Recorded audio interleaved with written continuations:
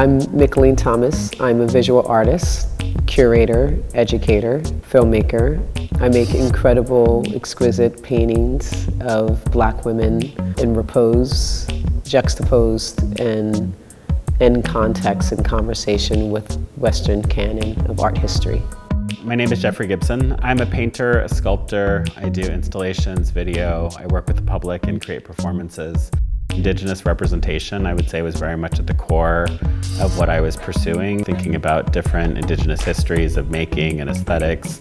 I've begun to use languages of abstraction, text, appropriated text, self-authored text, that oftentimes is critical in an interpersonal way between how we engage with society and different kinds of power structures. How I got into art was because of another artist, Carrie Mae Weems. Back in 1994, when I was living in Portland, Oregon, and I walked into the Portland Art Museum and saw Carrie Mae Weems' Kitchen Table series, was transformative for me. It's a reason why I'm sitting here today, is because of that art on the wall in the institution, me seeing myself in someone else's art, me seeing the possibility of what art can do.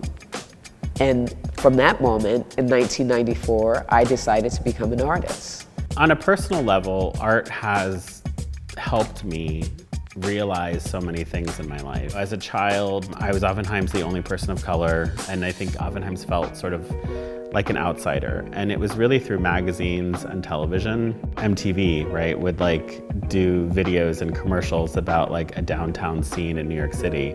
And I just remember thinking oh, that's where I belong, that's where I need to be. It was challenging, it was difficult, it was very expensive. I worked, 7 or 8 jobs sometimes just to be there. But I think it gave me the kind of work ethic that I needed to continue pursuing being an artist, and every time something wouldn't be realized, you just have to get back up again. And there was numerous times when I didn't want to get back up again, but you just realize you're no, this is still what I want. This is still what I want to be a part of. I think art is radical. Art has the possibility to bring diverse communities and ideas and create conversation and to provoke and to have growth and understanding, and also a way of allowing us individually to express our imagination.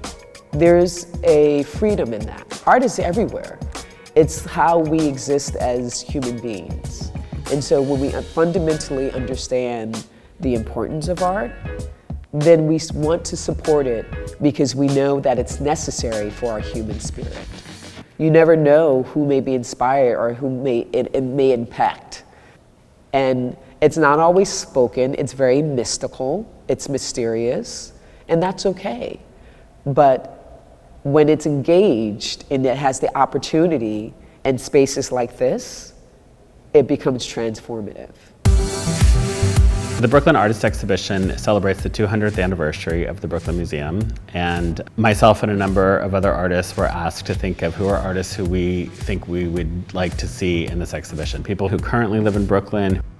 My role in selecting the artists was really thinking about the opportunities for emerging artists that have been working and grinding but haven't had the opportunity or exposure. So I wanted to use my platform to promote and provide the context for celebrating them here at Brooklyn Museum. I wanted to include as many Indigenous artists as I could think of and kind of show those artists who I think kind of don't always deliver maybe what is expected of them based on their gender, based on their heritage, but people who are really aware of who they are, but also kind of challenging it in a way which I hope gives audiences surprises as well. I think the diversity that is portrayed here and presented will exemplify the nature of what Brooklyn is and why so many artists gravitate to wanting to be here, live, work, and find inspiration. I think Brooklyn is special. You have so many different neighborhoods that just provide a different type of energy, and you can choose who you are and where you want to be. But there's always a meeting point where we do all come together and we align, and we feel a sense of pride of being in Brooklyn, regardless of some of the complications here.